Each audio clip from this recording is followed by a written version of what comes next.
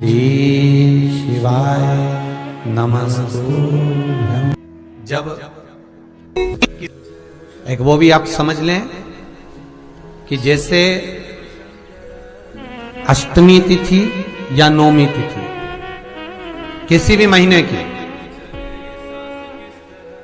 चाहे शुक्ल पक्ष की हो चाहे कृष्ण पक्ष की हो, अष्टमी और नौमी तिथि ये दो तिथियां ऐसी हैं, मान लो तुम्हारा पैसा तुमने किसी को दिया 5 लाख 4 लाख 3 लाख 10 लाख 8 लाख 2 लाख 50,000 25,000 20,000 40,000 और वो पैसा नहीं दे रहा आप हार गए कह के कर, फोन लगा कर भैया दे दे रहे, परेशानी है, दे दे रहे भैया, हम तो परेशान हो गए और हार गए, नहीं मिल रहा, बहुत परेशान।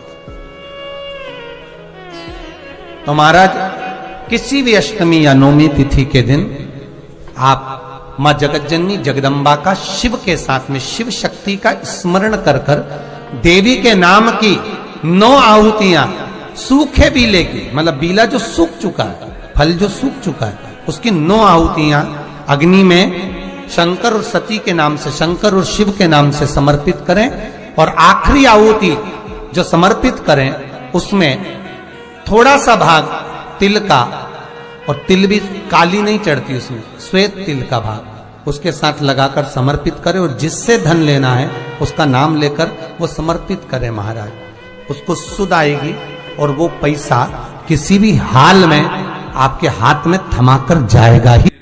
श्री शिवाय नमस्तुभ्यं। हर हर महादेव शिव भक्तों। तो देखिए गुरुजी ने उस उपाय में बहुत ही अच्छा उपाय बताया है कि जो कोई हमारा पैसा ले लेता है वो वापसी नहीं करता है, तो हमें क्या करना चाहिए। तो इसमें देखिए हमने पंडित प्रदीप मिश्रा जी की 4 क्लिप जोड़ी हैं जो कि बहुत लाभकारी उपाय हैं। तो आप लोग प्लीज़ वीडियो पूरा देखें और वीडियो की शुरुआत में ही आप श्री शिवाय नमस्तुभ्यं जरूर लिखें। तो देखिए गुरुजी ने बताया है कि किसी भी महीने की अष्टमी या नौमी हो, शुक्ल पक्ष की हो या कृष्ण पक्ष की हो, तो हमें क्या करना है कि जो बेल आता है, बेल पत्री में जो फल होता है उसको हम बेल बोलते हैं, बेल सूख जाए उसकी हमें 7 आहुति माता जगदम्बा और शिव जी के नाम की हमें देखिए आहुति देना है और हमें प्रार्थना करनी है। जिसने हमारा कर्जा लिया है वो नहीं दे रहा है, हमें बहुत परेशान हो गए हैं, हम फोन लगा कर वो हमारी एक भी बात नहीं सुन रहा है, तो हमें क्या करना है कि हमें वो आहुति 7 आहुति हमें छोड़नी है। तो भगवान शिव जी और माता पार्वती की कृपा से वो हमारा जो कर्जा लिए है उसकी सुध ऐसी कर देगा कि वो अपने आप ही हमारा कर्जा वापसी कर देगा। और उपाय आप लोग जरूर करें, बहुत ही लाभकारी है। अगला उपाय पंडित जी ने बताया है 84 यूनी का, कि हमें 84 यूनी नहीं भोगनी पड़ेगी। तो चलिए वो सुनते हैं हम पंडित जी के श्रीमुख से।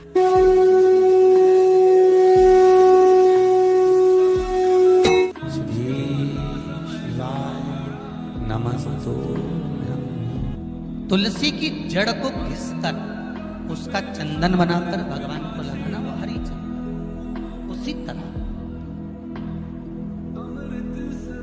यहाँ जयंत के मुख से कि वैशाख महीने में पवित्र वृक्ष के जड़ में 1 लोटा जल समर्पित कर देने पर और वहां की जो रज है उसको मस्तक पर चढ़ा लेने पर 84 लाख योनियों से मुक्ति मिल जाती है। 84 लाख।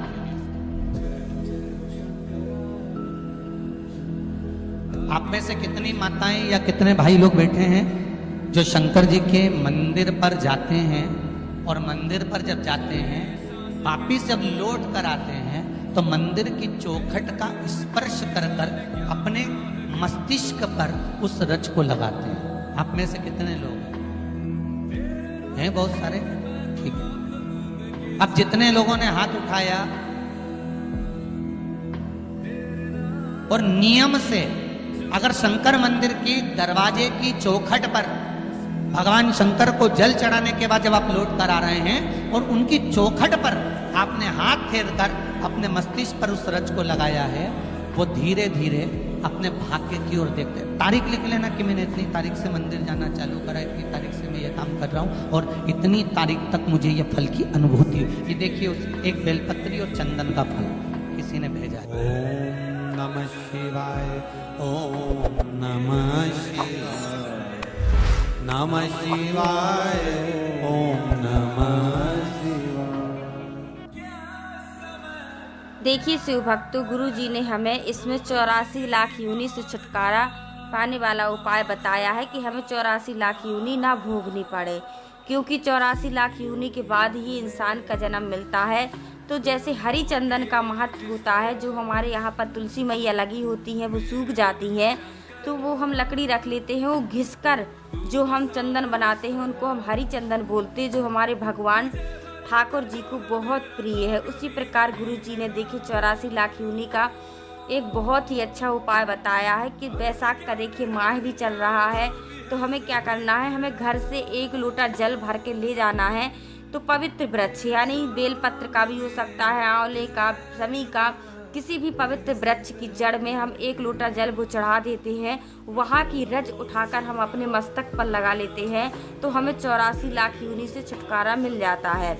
और इसी प्रकार जैसे हम शिव मंदिर जाते हैं, शंकर जी को जल चढ़ाने जाते हैं, तो शंकर शिव जी को हम जल चढ़ाते हैं, उनकी पूजा अर्चना करते हैं। उसके बाद जब हम घर वापस आते हैं तो वहाँ की हमें चौखट की रज, शिव जी के चौखट की मंदिर की रज हम अपने मस्तक पर लगा लेते हैं।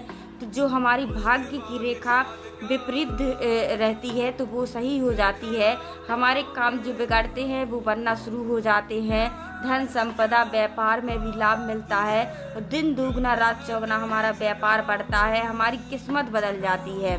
तो गुरु जी ने बताया है कि जब कोई भी अगर नहीं ये करता है तो आप लोग लिख लें और ये उपाय ज़रूर करें। हम मंदिर जाएं और जब शिव जी की अर्चना करें, उनको जल चढ़ाएं, जल चढ़ाकर जब हम घर लौटते हैं तो आप उनके मंदिर की रज और ज़रूर लगाएं। चौखट की रज का बहुत बड़ा महत्व है शिव जी की।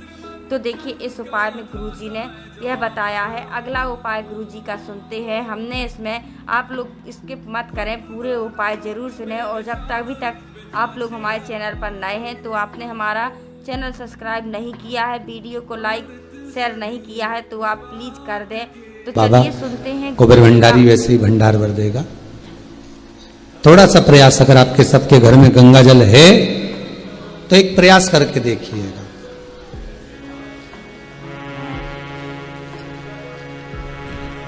कोई कार्य के लिए आप जा रहे हैं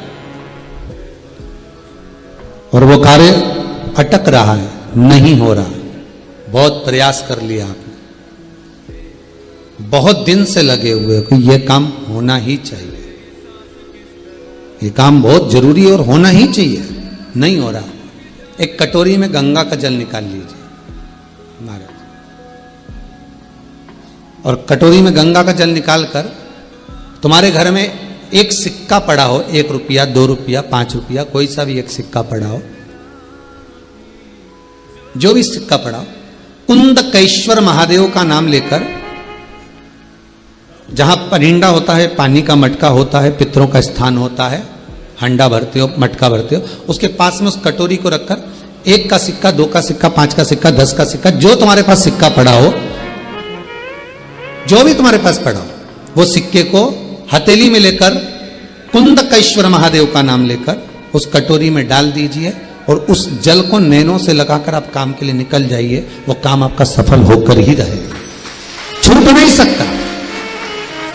गंगा के जल में वो बल होता है, और आप जो सिक्का डाल रहे हो वो ये समझ कर डालें कि कुंदकेश्वर महादेव को मैं गंगा में स्नान करने के लिए। हमारे यहाँ पहले हमने भी देखा, आपने भी देखा होगा, किसी जब बारिश नहीं होती है या कोई काम अटक जाता है, जब बारिश, तो क्या करते थे पहले के जमाने में कि मंदिर को पैक कर दे, उसमें पानी भर दे शंकर जी के ऊपर। आपने कई जगह देखा होगा, उसमें शिव जी को डुबा, तो किसके लिए डुबाते थे? कुंदकेश्वर महादेव के लिए। ये नियम है कुंदकेश्वर महादेव का। पर आज के जमाने में तो चंपेश्वर महादेव है तो उनको भी डुबा दे, गुप्तेश्वर महादेव है तो उनको भी डुबा दे। ये उनके लिए नहीं है। कुंदकेश्वर महादेव किनका नाम है?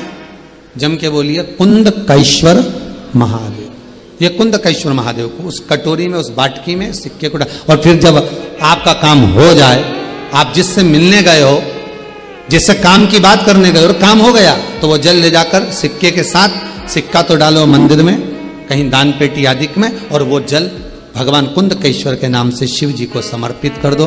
बाबा से विनती करो, बहुत बहुत साधुवाद है बाबा, आपने मेरी लाज रख